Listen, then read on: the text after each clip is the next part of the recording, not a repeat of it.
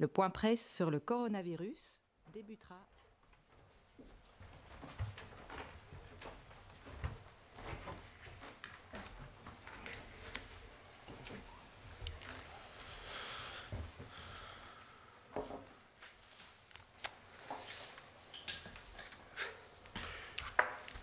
Goedemorgen iedereen, bonjour à tous, dont les porteurs de lunettes. Je vais passer la parole au docteur Van Latem qui va un petit peu nous expliquer ce qu'il en est de l'évolution des chiffres. Goedendag iedereen, bonjour à toutes, bonjour à tous. Alors nous allons comme d'habitude commencer par les derniers chiffres de l'épidémie. Au cours des 7 derniers jours, on a eu en moyenne par jour 502 nouveaux cas. Ce qui est, comme vous l'avez d'ailleurs constaté déjà depuis quelques jours, une augmentation, en l'occurrence une augmentation de 13%. On avait 445 nouveaux cas en moyenne par jour durant la semaine comparative 8 jours avant.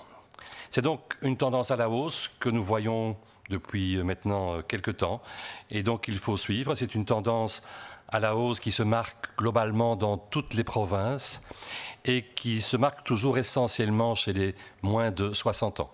Chez les plus de 60 ans, clairement, on reste plus à l'abri de ce tout petit rebond actuel.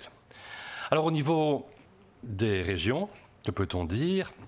La région de Bruxelles-Capitale, qui est depuis un certain temps celle dans laquelle il y a le plus de nouveaux cas, reste leader, si on peut dire. C'est toujours là qu'il y a le plus grand nombre de cas.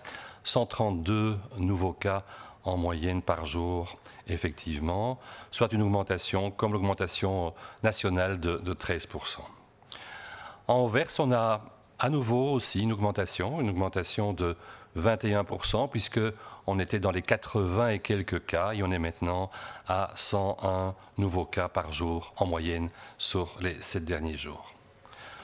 Pour les autres provinces, cette augmentation est variable, de l'ordre de 12 à 33%, mais à nouveau, elle touche un plus petit nombre de personnes et donc, je dirais, dans l'absolu, un peu moins significative et importante que les chiffres que l'on a sur Anvers et sur Bruxelles. Deuxième indicateur, les admissions à l'hôpital. Et là, on a une petite augmentation. Une petite augmentation puisqu'on a maintenant 21 hospitalisations par jour en moyenne, alors qu'on en avait 16 au cours des 7 jours qui ont précédé la semaine de comparaison. C'est effectivement un bon quart, 28% d'augmentation. À noter qu'on fonctionne là sur des chiffres qui sont des petits chiffres et donc que cela bouge forcément en pourcentage beaucoup plus rapidement. Au niveau de la mortalité, nous devons toujours déplorer un certain nombre de décès. En l'occurrence, il s'agit pour l'instant de 2 décès par jour, ce qui est, je dirais heureusement, nettement plus, 50% de moins que les 4 décès par jour que nous avions durant la semaine comparative avant celle-ci. Après ces messages épidémiologiques, nous voulions revoir avec vous aujourd'hui la manière de lutter contre le virus. Alors vous allez dire, mon Dieu, on vous en parle à peu près tout le temps depuis des mois. On va bien sûr parler des techniques classiques, mais on va aussi essentiellement parler de la vaccination. Et lorsque nous avons préparé ce sujet, nous ne savions pas qu'il était particulièrement à l'ordre du jour. Depuis des mois, vous le savez, notre vie de tous les jours est profondément modifiée par le Covid-19. Il menace notre santé, bien sûr, tout spécialement celle des plus vulnérables, mais il frappe aussi sévèrement notre vie affective, sociale, culturelle, et certains l'ont dit, il torpille notre économie. Dans ce contexte, et dans le contexte d'une maladie infectieuse transmise par les voies respiratoires, nous avons 4 moyens de lutte. Le premier, vous êtes censé le connaître parfaitement, c'est celui qu'on vous enseigne et qu'on vous demande d'appliquer maintenant depuis 2 mois. C'est une sorte de package qui comprend la distanciation sociale, l'utilisation correcte des masques partout où on ne peut pas observer cette distanciation sociale, et c'est la mesure des désinfections des mains. Ça n'a pas changé et ça va continuer à nous accompagner encore pendant des mois, quelles que soient les mesures d'assouplissement qui auront lieu dans le futur. Je suis prêt à parier que le prochain Conseil national de sécurité ne va pas bouger ces mesures-là. Elles seront une pierre angulaire pour les mois qui viennent. Deuxième manière de lutter contre un virus, c'est bien sûr de pouvoir éventuellement traiter la maladie. Traiter la maladie demande un médicament qui soit efficace, qui soit bien toléré et si possible peu coûteux. Nous n'avons actuellement aucun médicament qui remplit ces critères. Il y a quelques médicaments qui permettent de modifier le cours de la maladie, mais rien qui permette de dire qu'on peut ainsi éliminer le virus sans qu'on ait des conséquences de santé délétères au préalable. Troisième manière de lutter, c'est cette notion que l'on connaît depuis maintenant déjà plusieurs mois, atteindre une immunité de groupe qui soit suffisante pour protéger les plus faibles d'entre nous. Cette immunité de groupe, elle a été estimée, il y a différentes études, entre 60 et 75% à peu près. 60 à 75% des gens qui auraient des moyens de défense, des anticorps par exemple, contre le virus. Or, la réalité de terrain, même de pays qui ont essayé cette notion d'immunité de groupe, comme la Suède par exemple, nous montre qu'en Occident en tout cas, on n'atteint guère plus que 20%. Comme dans la ville de Stockholm en Suède. Donc des résultats qui sont très loin des 60 à 75%.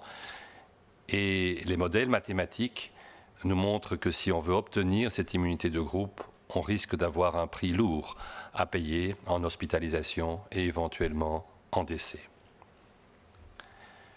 Quatrième voie pour se protéger, et c'est là qu'on entre dans le sujet principal du jour, c'est la vaccination. La vaccination, tout spécialement justement pour une maladie infectieuse, virale, pour laquelle nous n'avons pas de traitement. Cette vaccination s'est imposée de très longue date comme étant là aussi la pierre angulaire de la lutte contre ce type de maladie infectieuse, de manière à obtenir le plus rapidement possible, le plus efficacement possible et de manière sûre une immunité au niveau personnel, pour votre intérêt à vous et au point de vue collectif, pour protéger ceux qui n'auraient pas été infectés, qui sont plus faibles et chez lesquels le vaccin peut-être ne fonctionnera pas. Exemple que nous connaissons tous, la rougeole ou la poliomyélite. Ceux qui sont plus âgés savent les ravages que cette maladie faisait encore dans les années 50 et le miracle que la vaccination a opéré lorsqu'il a été introduit vers 57-58. Pour l'instant, il faut insister, au jour d'aujourd'hui, bien sûr, nous n'avons pas de vaccin contre le Covid. Donc pour l'instant, on va revenir très brièvement sur le fait qu'il faut garder ces distances d'1,50 m, qu'il faut utiliser le masque lorsque c'est nécessaire et qu'il faut se désinfecter les mains. Et comme je vous le disais, il faudra encore le faire pendant un certain temps. Aujourd'hui est un jour un peu spécial puisque nous ne le savions pas, des informations circulent sur l'un des vaccins qui potentiellement sera en Belgique et donc je pense que c'est le moment ou jamais d'expliquer quel est le principe de la vaccination, comment ces vaccins sont développés et de répondre aux questions qui pourraient être sous-tendues par les informations de ce matin. La première question qu'on peut se poser, c'est comment ça fonctionne une vaccination? Parce que c'est peut-être évident pour un médecin ou un paramédical, mais ce n'est pas évident pour tout le monde. Alors le principe même de la vaccination, c'est de mettre en présence une personne vaccinée avec une partie d'un microbe. D'un parti de microbe qui lui permettra ainsi de développer ses moyens de défense, donc de développer ce qu'on appelle son immunité, sans pour cela devenir malade, bien sûr. C'est le principe du vaccin, c'est qu'il ne doit pas vous donner la maladie. Et c'est intrinsèquement ce qui se passe ici, puisque en aucun cas on va donner un virus vivant, ou même pas un virus entier, mais un petit bout de virus qui est incapable, par définition, de vous donner la maladie.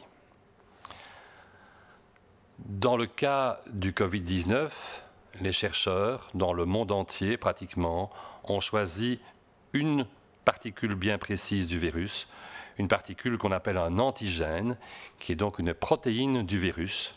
C'est une des protéines du virus qui dépasse la structure du virus.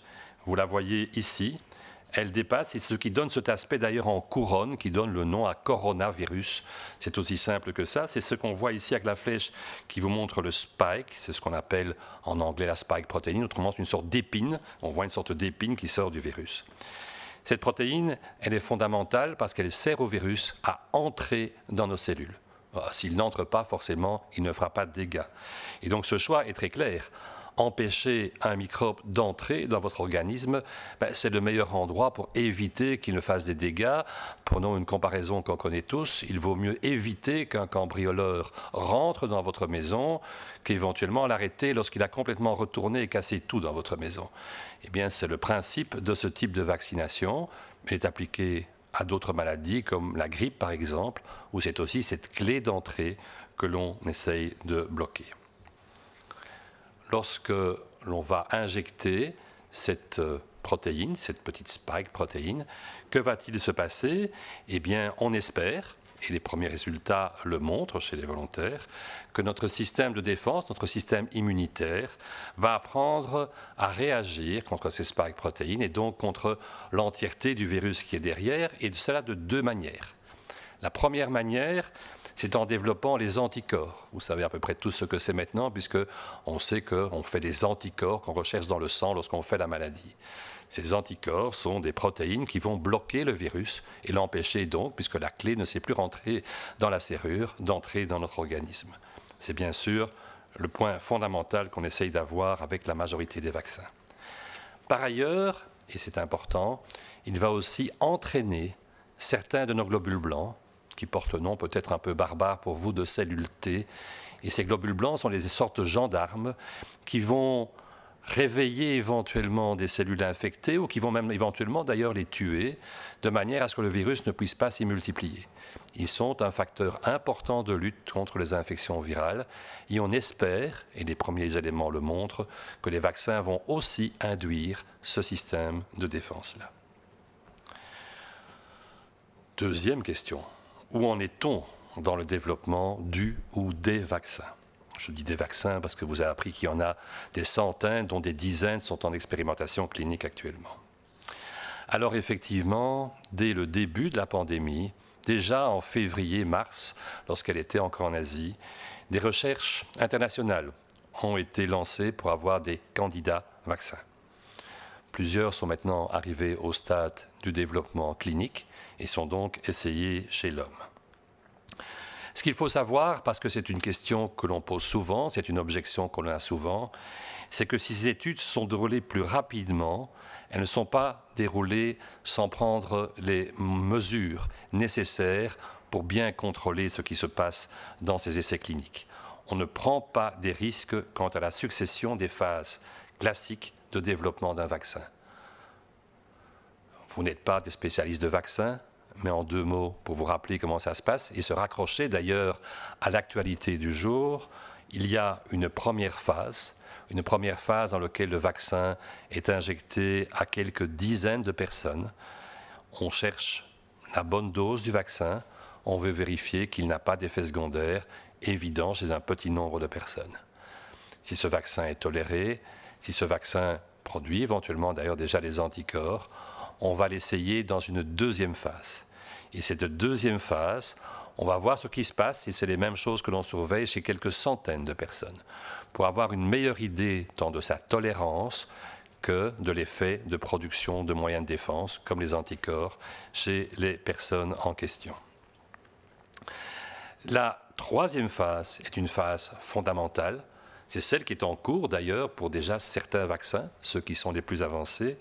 C'est celle qui nous montre, et on l'espère, que des sujets qui reçoivent le vaccin sont réellement protégés contre la maladie. On ne va pas leur donner la maladie volontairement, bien sûr, mais ces études sont faites dans des endroits du monde où il y a encore beaucoup de maladies pour voir si, ce faisant, les personnes qui reçoivent le vaccin sont protégées. On les compare d'ailleurs par rapport à des gens qui reçoivent ce qu'on appelle un placebo, c'est-à-dire un vaccin qui ne protège pas, en l'occurrence, potentiellement contre le Covid. Ce sont des études qui se font sur des dizaines de milliers de personnes. On estime actuellement que pour chacun des vaccins arrivés à un stade avancé de la maladie, ces études vont couvrir entre 30 et 90 000 personnes. Donc un nombre considérable de personnes sont dans les tests en question pour obtenir une preuve complète de l'efficacité du vaccin. On en arrive à ce qui se passe aujourd'hui. Vous avez entendu qu'un des vaccins, d'ailleurs le vaccin qui potentiellement serait le premier chez nous, a eu ses études arrêtées à cause d'un effet secondaire non compréhensible pour l'instant, survenu chez un des volontaires, en l'occurrence en Grande-Bretagne. Eh bien, j'ai envie de dire que ceci souligne tout le sérieux avec lequel ces études sont faites. Tout le sérieux parce que dans toutes les études vaccinales, il existe un comité indépendant qui n'a aucun lien avec la firme en question et qui suit les données et qui suit les effets secondaires. Et c'est ce comité qui donne un signal en disant « Oui, il se passe quelque chose qu'on ne comprend pas, il faut arrêter les études et prendre le temps, quelques jours, quelques semaines éventuellement, pour voir si cet effet secondaire a un lien avec la vaccination. » Et donc, c'est ce qui s'est passé ici avec le vaccin, en l'occurrence d'AstraZeneca. Cela se passe, j'ai envie de dire, tous les jours, avec un tas de vaccins, et simplement, ce n'est pas relayé dans la presse, alors qu'ici, cet arrêt a été relayé dans la presse, au vu effectivement de l'importance que la vaccination relève potentiellement pour le sujet en question. C'est donc une procédure tout à fait banale, normale, et qui vous montre que tout ceci est suivi correctement, même pour ces vaccins qui sont préparés plus rapidement que les vaccins classiques. En effet, dans le contexte tout à fait particulier de la pandémie, on n'est pas devant une maladie qui existe de longue date et où on cherche un vaccin, je dirais, à son aise. On est devant une situation urgente. Une coopération et une coordination tout à fait particulière a eu lieu entre les chercheurs, l'industrie pharmaceutique et les agences des médicaments, aussi bien en Europe, ce qu'on appelle l'EMA, qu'aux États-Unis, ce qu'on appelle la FDA. Ceci a permis, en laissant tomber les temps morts et l'administration, de raccourcir de manière tout à fait significative les délais dans les différentes phases dont je vous ai parlé de l'étude et de permettre de faire ainsi en 6 mois ce qui prend d'habitude 3 à 6 ans. Et je dirais que c'est quelque chose qui est remarquable parce que ça demandait un effort important de communication de résultats et de discussion, je dirais online, dans des structures qui ont parfois plus l'habitude de l'administration et de la lourdeur. Ceci s'est fait dès le début et ceci continue, on le voit, puisque en des stades même avancés, comme la phase 3, on peut avoir une structure qui dit « il faut arrêter pour savoir ce qui se passe ». Dans le monde entier, donc, des dizaines de milliers de personnes, je vous ai dit, 30 000, 50 000, 90 000, sont ainsi suivies et seront au moins suivies pendant 6 mois lorsque les vaccins seront réellement libérés pour être administrés aux populations, après des autorisations des autorités tant internationales, européennes et américaines, que nationales au niveau des différents pays. On l'a dit, si tout va bien, s'il n'y a pas de problème avec le développement du vaccin, nous nous attendons à avoir un vaccin en Belgique pour le printemps, c'est-à-dire quelque part en mars ou à fin mars.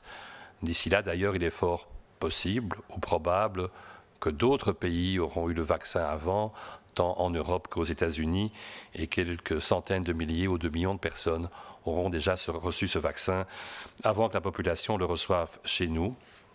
Dans notre pays, c'est du ressort de l'Agence fédérale des médicaments et des produits de santé de suivre, et elle le fera avec sévérité, l'efficacité et l'innocuité des vaccins, et tout un réseau qui existe déjà est en train de se renforcer et d'être mis en place, entre autres en collaboration avec la première ligne médicale. Maintenant, c'est beau d'avoir un vaccin, mais qu'est-ce qu'on peut espérer de ce vaccin? Est-ce qu'on aura une protection un peu, beaucoup, passionnément? Eh bien, ce qui est clair, c'est que la vaccination peut nous donner soit une protection entière contre la maladie. Vous êtes vacciné contre la polio, vous ne faites pas la polio, par exemple. Parfois, elle peut simplement diminuer la gravité de l'infection, mais vous admettrez que pour le Covid-19, déjà diminuer la gravité serait quelque chose de fondamental. Elle peut aussi, indépendamment du degré de protection individuelle, permettre d'éviter que nous ne soyons porteurs au niveau de nos voies respiratoires du virus. Et ce serait un point important parce qu'être porteur, même sans être malade, c'est le risque que le virus fasse un ricochet par vous pour toucher quelqu'un de fragile qui le rendrait éventuellement malade. Alors est-ce qu'on aura ça? Est-ce qu'on aura tout ça? Eh bien nous n'en savons actuellement rien. C'est effectivement le but des études qui sont en cours. Ces études nous apprendront le type de protection, l'intensité de la protection qui sera conférée par les vaccins, tout comme d'ailleurs, une question qu'on pose sans arrêt, la durée de cette protection. Nous ne la connaissons évidemment pas maintenant. Nous ne la connaîtrons pas encore, bien sûr, au mois de mars ou avril. C'est le suivi des choses qui permettra de savoir. Mais autant un vaccin comme la rougeole protège à vie, autant, vous le savez, un vaccin contre la grippe doit être fait chaque année. Et c'est le futur qui nous apprendra où les vaccins Covid se placeront exactement. Sachant tout cela, vous allez dire, mais pour nous, Belges, qui va avoir ce vaccin? Quelles seront les cibles qui vont recevoir ce vaccin de manière prioritaire en mars et en avril? Alors, vous vous en doutez, il y a une demande internationale gigantesque pour les vaccins en question. Et malgré le fait qu'on sait déjà que la Belgique aura, au printemps, 7,5 millions de doses du premier vaccin, le vaccin AstraZeneca, s'il n'y a pas de problème dans son développement, nous n'aurons pas 7,5 millions de doses de vaccin au courant du mois de mars. On sait déjà qu'on aura de l'ordre d'1,5 million, par exemple. Donc, il faut savoir qui doit être vacciné en première intention. Ces groupes de cibles, c'est du ressort du Conseil supérieur de la santé de les établir, et le Conseil supérieur de la santé a établi cette étude. Elle est d'ailleurs disponible sur son site. Je vous invite, pour plus de détails, à aller sur le site du Conseil supérieur de la santé. Et ces données nous disent quoi?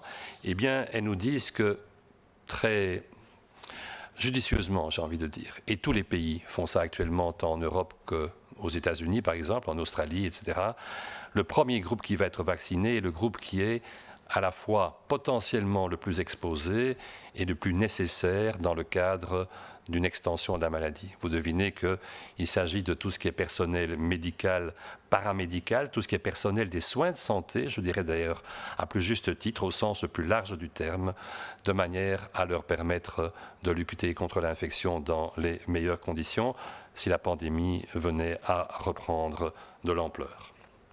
Suivront directement après, ou en même temps, si on a assez de doses, les personnes les plus fragiles. Alors, les personnes les plus fragiles, vous savez tous, d'après les chiffres que vous avez malheureusement vus, qu'il s'agit des gens essentiellement de plus de 65 ans, tout spécialement si ces personnes de plus de 65 ans ont des pathologies sous-jacentes. Ou il s'agit, après les personnes de plus de 65 ans, des personnes entre 45 et 65 ans, si elles ont ce genre de pathologie. De quoi parle-t-on? Pour être clair, on parle essentiellement du diabète, on parle de l'obésité, on parle de l'hypertension, on parle de pathologies chroniques des organes comme la bronchite chronique, l'insuffisance cardiaque par exemple.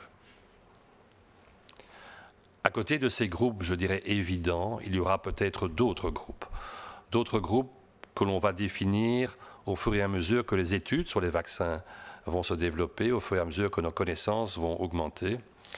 Et ces groupes devront à ce moment-là être insérés dans le calendrier de vaccination en question. Ce qui doit être clair pour tous, et je pense que ça c'est extrêmement important, c'est de se dire que cette vaccination ne sera par définition offerte aux personnes qui n'ont pas de risque particulier. Je pense à des jeunes adultes en parfaite santé qu'après que la vaccination ait été possible pour la population à risque ou la population exposée. Et globalement, une fois de plus, et je pense qu'on pourra vraiment le dire à ce moment-là, ensemble, nous aurons construit une nouvelle ligne de défense, un nouveau mur pour nous protéger du Covid-19. En attendant, il n'est pas encore là ce vaccin, donc en attendant, faites attention à ce qu'on a dit au départ, faites attention aux mesures barrières classiques. Il reste encore quelques mois devant nous et on continuera à vous entretenir du vaccin par d'autres interventions, je vous le promets. Et je vous remercie de continuer à lutter avec nous contre ce virus. Merci.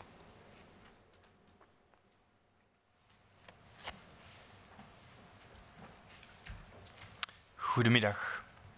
Bonjour à tous. De afgelopen week werden er gemiddeld 502 nieuwe gevallen per dag vastgesteld in België. En dit is een stijging met 13% ten opzichte van de week voordien, toen er nog gemiddeld 445 nieuwe gevallen per dag vastgesteld werden. Deze cijfers bevestigen de stijgende trend waarin we de afgelopen 5 dagen opnieuw zijn terechtgekomen.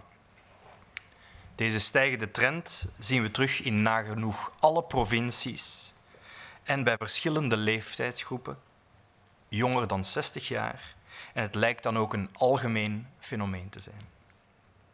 Op regionaal niveau blijft het Brussels hoofdstedelijk gewest verantwoordelijk voor het hoogste aantal nieuwe gevallen. De afgelopen week werden hier elke dag 132 nieuwe gevallen vastgesteld, wat een stijging is met 13% ten opzichte van de week voordien. In Antwerpen werden er de afgelopen week gemiddeld 101 nieuwe gevallen per dag vastgesteld. En dat is een stijging met 21% ten opzichte van de week ervoor. In de andere provincies zien we toenames in de weekgemiddelde tussen de 12 en de 33%, met uitzonderingen van Vlaams-Brabant, Luik en Luxemburg, waar we wel nog dalingen konden vaststellen. Wat het aantal nieuwe ziekenhuisopnames betreft, zien we de voorbije paar dagen ook een toename van de weekgemiddelde. De afgelopen week waren er gemiddeld 21 ziekenhuisopnames per dag. 2 weken eerder waren er dat nog 16 en dat is een toename met 28%.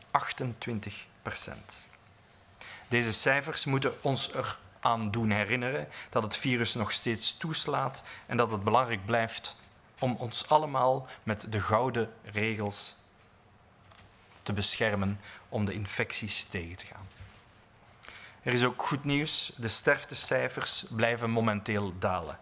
De afgelopen week vielen er gemiddeld 2 overlijdens per dag te betreuren, wat een daling is met 47% ten opzichte van de week ervoor, toen er nog gemiddeld 4 overlijdens waren. Vandaag willen we met jullie het hebben over de middelen die we voorhanden hebben om het COVID-19-virus te bestrijden. Al maandenlang is ons dagelijks leven ingrijpend veranderd door COVID-19. Niet alleen bedreigt het onze gezondheid en vooral die van de meest kwetsbare personen, maar het beïnvloedt ook ons emotionele, sociale en culturele leven en het torpedeert onze economie. Tegen een besmettelijke ziekte, die voornamelijk via ademhaling wordt overgedragen, kunnen 4 middelen worden ingezet. Ten eerste de regels, de basisregels. Afstand houden, goed gebruik van mond-neusmaskers, waar nuttig, en het ontsmetten van de handen. Ten tweede, het hebben van een goede behandeling om ernstig zieke patiënten snel te kunnen genezen. Op dit moment is dat er nog niet of onvoldoende. Ten derde, het verkrijgen van groepsimmuniteit, om vooral de meest kwetsbaren tegen een ziektestorm te beschermen. Men schat dat tussen 60 en 75% van de mensen geïmmuniseerd zou moeten worden om dit doel te bereiken, maar de hoogste cijfers die momenteel bekend zijn, duiden op 20%, zoals bijvoorbeeld in de Zweedse stad Stockholm. Wiskundige modellen laten ook zien dat de prijs die betaald zou worden in dat geval zeer hoog kan oplopen. Een vierde middel om dergelijke ziekten te bestrijden is vaccinatie. Vooral voor virusziekten zonder geneesmiddelentherapie is dat al lang bekend als de meest effectieve en veiligste manier om persoonlijke en collectieve bescherming te bieden. Denk bijvoorbeeld aan mazelen of kinderverlamming polio. Momenteel hebben we echter nog geen vaccin voor COVID-19. Op dit moment kunnen we dus enkel vertrouwen op het eerste middel.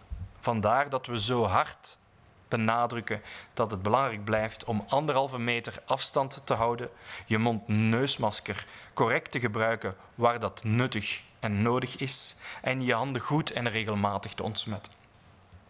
Omdat er momenteel veel informatie circuleert in de media over vaccinatie, de ontwikkeling van vaccins, hoeveel bescherming zo'n vaccin zou kunnen geven en wie dat vaccin, als het beschikbaar wordt, dan eerst zou moeten krijgen, daar willen we u vandaag wat meer informatie over geven. Voor eerst de vraag: hoe werkt vaccinatie precies? Het principe van vaccinatie is om in contact te komen met een deel van het virus en afweer op te bouwen zonder erg ziek te worden. Zo'n deel van het virus, niet levend, wordt het antigeen genoemd. In het geval van COVID-19 kozen de wetenschappers als antigeen een eiwit dat als een doorn uit de structuur van het virus steekt. En daarom wordt het een spike-proteïn in het Engels genoemd, een doorn-eiwit. Dit is de intredepoort van het virus, waartegen dus afweer wordt opgebouwd. Dit is ook de methode die vergelijkbaar is met hoe het griepvaccin wordt samengesteld. Na injectie zal ons lichaam op 2 manieren kunnen reageren om het virus te bestrijden. Enerzijds antilichamen, die specifiek het virus of dat onderdeel gaan neutraliseren. En anderzijds traint het ons lichaam om witte bepaalde bloedcellen, de T-lymfocyten, specifiek te trainen dus, om die selectief aan te vallen en verdere verspreiding binnen het lichaam te verhinderen. Waar zitten we momenteel met de ontwikkeling van het vaccin?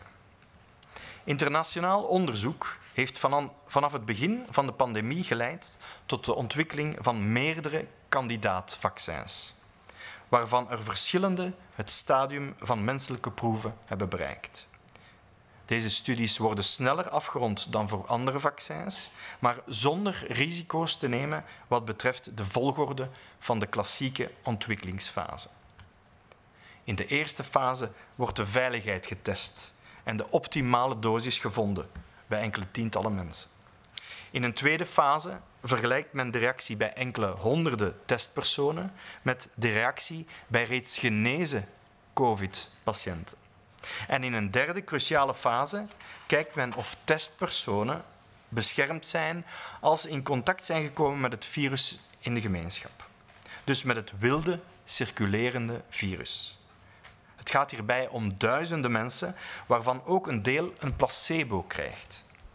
Een placebo is een injectie zonder het vaccin zelf.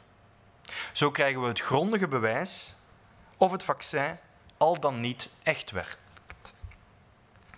Momenteel zitten verschillende kandidaatvaccins in deze laatste derde fase. En vandaag heeft een van de kandidaatvaccins zijn proeven onderbroken, gezien een vrijwilliger ongewenste bijwerkingen heeft vertoond. Een onafhankelijke commissie moet nu onderzoeken of de bijwerkingen toevallig zijn of te wijten aan het kandidaatvaccin. Dit toont nogmaals aan dat de juiste procedures gevolgd worden en dat het een vaccin pas op de markt komt als het veilig en effectief is. In deze specifieke pandemische context hebben de nauwe samenwerking en coördinatie tussen de onderzoekers, de farmaceutische industrie en de geneesmiddelagentschappen het tijdsbestek verkort en werden de productiestructuren al van bij het begin van de studies gebouwd of aangepast. Dus voordat bekend wordt of het vaccin effectief zou zijn en of het in productie kon worden genomen. Dit is zeer uitzonderlijk. Wereldwijd zullen tienduizenden mensen in deze studies gedurende ongeveer 6 maanden worden gevolgd. Maar ook daarna zullen alle nationale en internationale autoriteiten de gevaccineerde mensen nauwlettend in de gaten houden. Het eerste vaccin wordt in het voorjaar in België verwacht. En het Federaal Agentschap voor Geneesmiddelen en Gezondheidsproducten, het FAGG, zal de doeltreffendheid en de veiligheid van het vaccin hier in België nauwlettend in het oog houden, in samenwerking met de eerste lijns gezondheidsactoren. Welke bescherming biedt het vaccinatie? Vaccinatie kan ons volledig beschermen tegen de ziekte of soms alleen maar de ernst van de symptomen verhinderen. Het kan ook los van de bescherming voor onszelf voorkomen dat we anderen besmetten. In het bijzonder de kwetsbare mensen. Alleen de opvolging van de lopende studies zal ons vertellen welk type bescherming de COVID-19-vaccins bieden en voor hoe lang.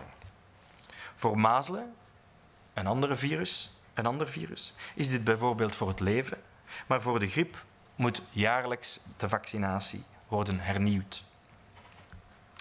Wat zijn nu de primaire doelgroepen, de prioritaire doelgroepen voor de vaccinatie? Er zal immers aanvankelijk niet genoeg voorraad zijn om alle Belgen die dit wensen te vaccineren.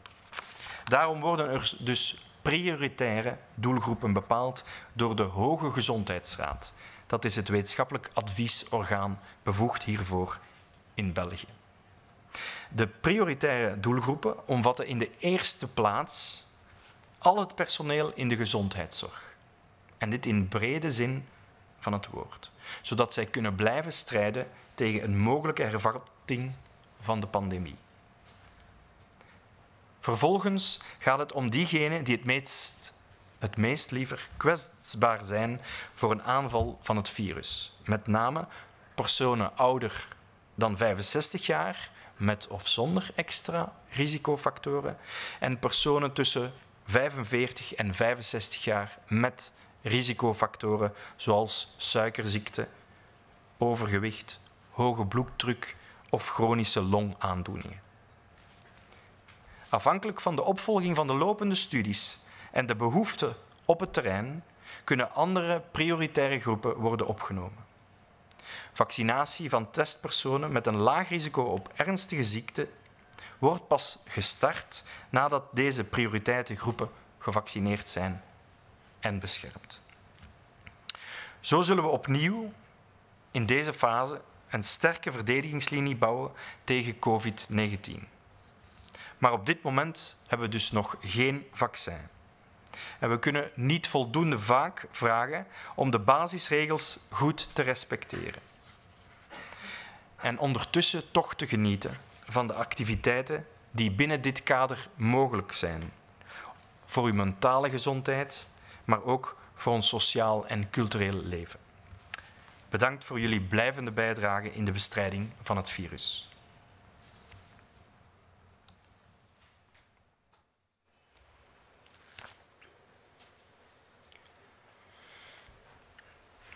Ces derniers jours, le nombre de contaminations confirmées a légèrement augmenté. Ce n'est pas une nouvelle à prendre à la légère, mais comme l'a expliqué le docteur Van Latem, ce n'est en aucun cas dramatique. L'occupation de lits d'hôpitaux par des patients atteints du Covid-19 reste à un niveau plancher et le nombre de nouvelles admissions est limité. Cette augmentation du nombre de contaminations n'est pas non plus tout à fait étonnante. Le virus est toujours présent, actif dans notre société et peut se propager lors de nos activités quotidiennes. Nous devons continuer à freiner sa propagation, mais malgré toutes les précautions prises, le risque zéro n'existe évidemment pas. En tant que société, nous devons prendre acte de la présence de ce virus. Cela ne signifie certainement pas que nous pouvons baisser la garde. Nous devons rester vigilants, vigilance des différentes autorités qui suivent la situation afin de prendre, le cas échéant, les actions nécessaires. Mais la vigilance est également nécessaire au niveau individuel. Nous sommes tous acteurs de la gestion de ce risque. Et qui dit être acteur dit que nos comportements ont des conséquences. On ne peut pas juste être indifférent à la présence du virus. En nous tenant aux 6 règles d'or, en les intégrant en cette période comme des réflexes, vous prenez soin de votre propre santé et de celle des autres. Rappelons aussi que les employeurs, les commerçants, les organisations socioculturelles, sportives, les établissements ORECA, tous ces gestionnaires de lieux de vie jouent également un grand rôle et se doivent également de rester vigilants face au virus. Ces derniers mois, de nombreuses mesures ont été prises par ces organisations sur les lieux de travail, dans l'encadrement de leurs activités. Il reste important de maintenir, d'inscrire ces habitudes saines dans leur politique de prévention, plus largement dans notre culture du risque. Nous connaissons tous le virus maintenant. Nous savons également comment ralentir sa propagation. Que ces chiffres récents nous incite à rester vigilants, à garder un comportement consciencieux. Compte tenu de l'évolution actuelle des courbes, nous vous retrouvons vendredi pour continuer à vous apporter plus d'explications sur l'évolution de la situation et sur les mesures prises dans notre pays. Merci pour votre attention, pour votre application et pour votre implication.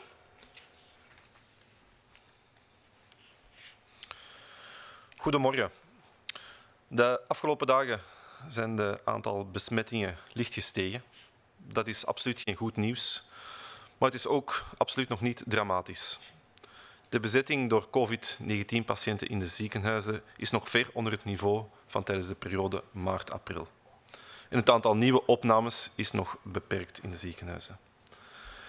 Deze stijging van het aantal besmettingen is ook niet geheel onverwacht. Het virus is nog steeds aanwezig in onze maatschappij en is ook nog actief en kan zich onzichtbaar verder verspreiden tijdens onze dagelijkse activiteiten. Want ondanks alle voorzorgsmaatregelen die er genomen zijn, bestaat een nulrisico niet.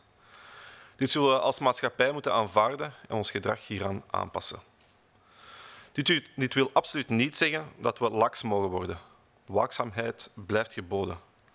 Waakzaamheid bij de verschillende overheden die de situatie opvolgen en indien nodig de nodige beleidsbeslissingen kunnen nemen. Maar ook waakzaamheid op individueel vlak is geboden. Iedereen is immers actor in de beheersing van dit risico. Niemand kan, mag zich onverschillig opstellen. Het gaat om de gezondheid van ons allemaal.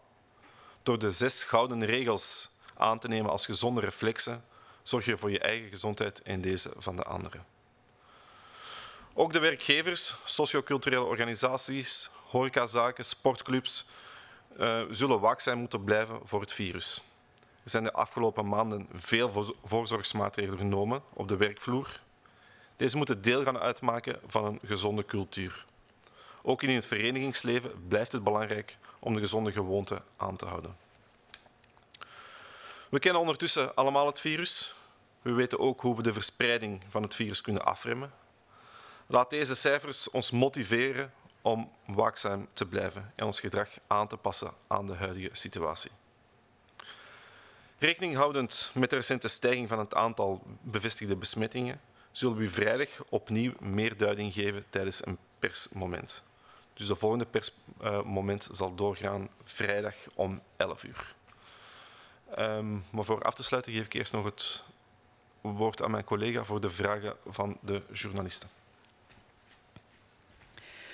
Het aantal nieuwe infecties stijgt opnieuw, maar er worden blijkbaar ook 10% meer testen uitgevoerd.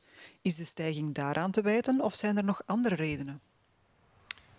Het feit dat er meer testen worden uitgevoerd is zeker een reden om aan te nemen dat we dat goed doen en dat dus sneller wordt vastgesteld wat dat de evolutie is. Maar er is ook een effect van mensen die terugkeren uit vakantie. En we stellen ook vast dat de maatregel om het aantal contacten te beperken minder wordt gerespecteerd. Wat wel goed is, is dat oudere mensen zich nog steeds goed beschermen.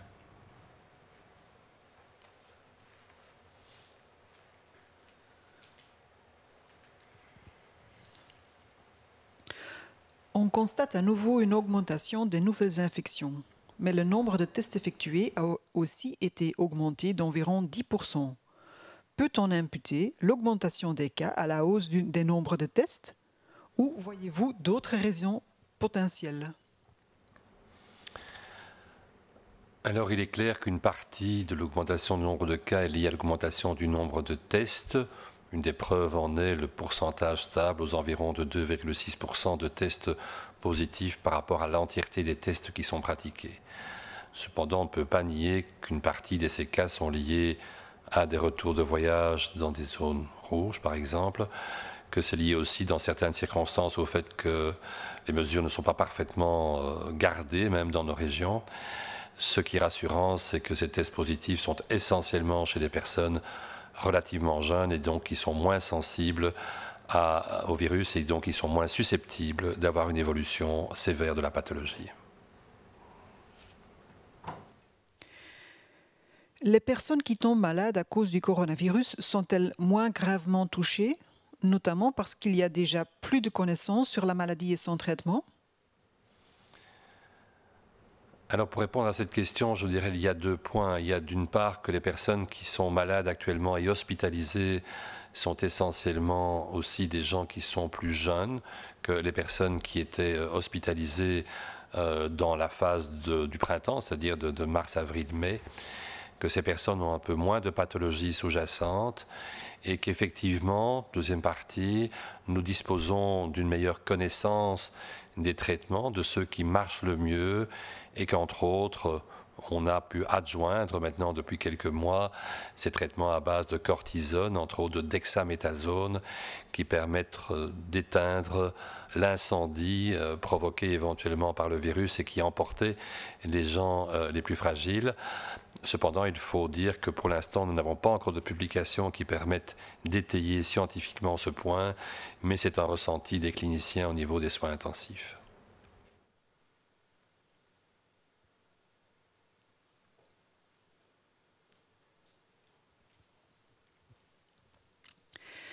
Zijn de mensen die nu ziek worden door het coronavirus minder ernstig ziek, bijvoorbeeld doordat er nu al meer kennis is over de ziekte en over de behandeling ervan? Enerzijds is het zo dat het gaat om een andere populatie dan in de eerste golf. Dus jongere mensen, relatief jongere mensen met minder onderliggende aandoeningen. Dus de ernst van de ziekte is minder uitgesproken. En anderzijds is het inderdaad zo dat de behandelingen verder geoptimaliseerd zijn geraakt door internationale samenwerkingen. En ook de ondersteunende therapie met onder meer oude producten zoals dexaméthasone zijn zeker nu hun vruchten aan het afwerpen.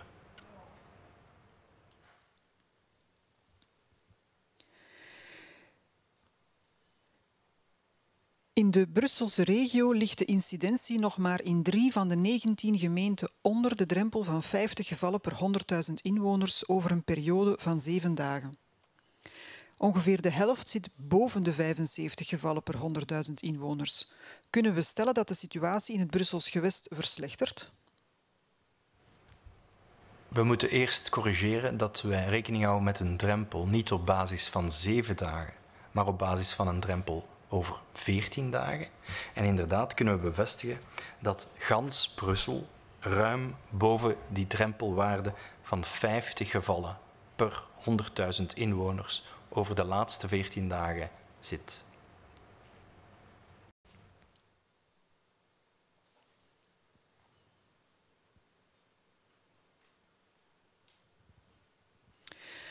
En région bruxelloise, il ne reste plus que 3 communes sur les 19 avec une incidence de moins de 50 cas par 100 000 habitants au cours de la dernière période de 7 jours. Près de la moitié ont plus de 75 cas par 100 000 habitants.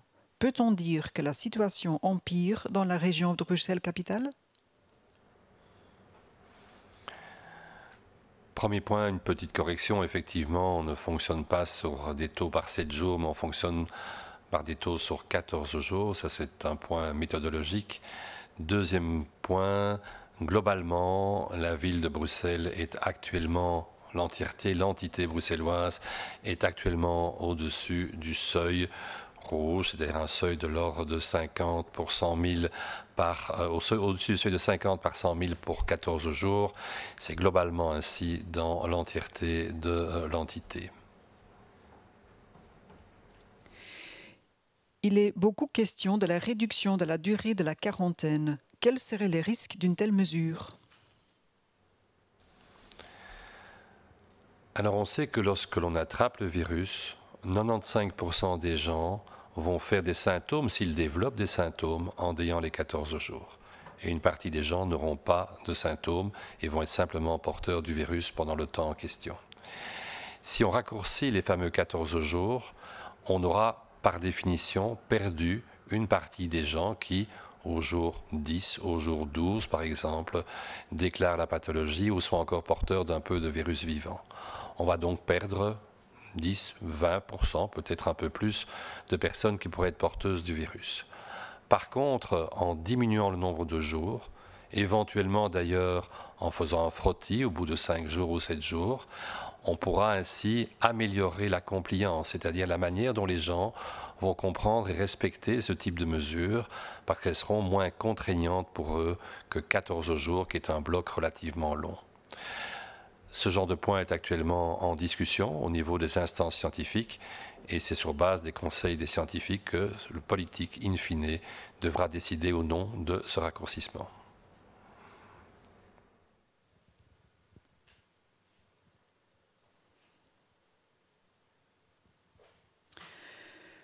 Er is discussie over een eventuele inkorting van de quarantaineperiode. Welke mogelijke risico's kunnen daaraan vasthangen?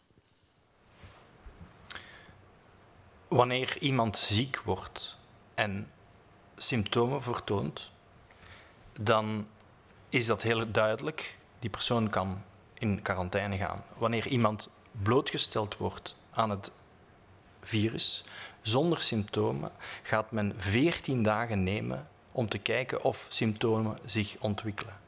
Die 14 dagen houden rekening met 95% van de gevallen die al dus kunnen worden gedetecteerd. Wanneer die 14 dagen wordt ingekort tot 12 of 10 dagen, zullen minder dan 95% van de gevallen worden gedetecteerd en kan het virus zich dus bij die subgroep zich nog verspreiden in de bevolking zonder dat men daarvan op de hoogte is. En dit is nu ter discussie tussen de wetenschappelijke de onderzoekers, dus de experten en de overheden, om te kijken wat haalbaar is in functie van de detectie, maar ook in functie van het respecteren van die 14 dagen, die inderdaad niet zo makkelijk is in het dagelijkse leven om op te volgen.